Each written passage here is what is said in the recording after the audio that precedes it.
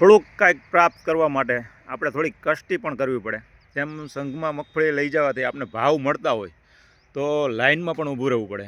એવી જ રીતે આપણે મહાકુંભની અંદર જ્યાં માણસો દર્શન કરવા ઘણા બધા જાય છે પણ એને ગીરદી ગમતી નથી, તો ઘર બેઠા ગંગા કોઈ પ્રાપ્ત ન કરી શકે। કહેવત છે કે ઘર બેઠા ગંગા પ્રાપ્ત ન થાય નહીં।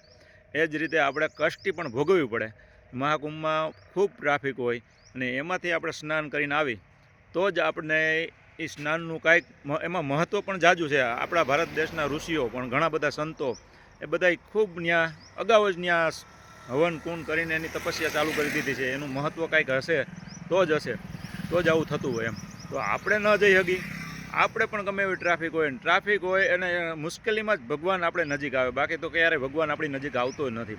કેમ આપણે સંઘમાં મગફળી લઈને ગયા કે આપણે યાર્ડ કરતાં થોડોક ભાવ વધારે મળે એટલા માટે આપણે ગયા છીએ અને કાંઈક વધારે પૈસા મળે અને યાર્ડમાં જાય તો આટલું આપણે પ્રાપ્ત થતું નથી।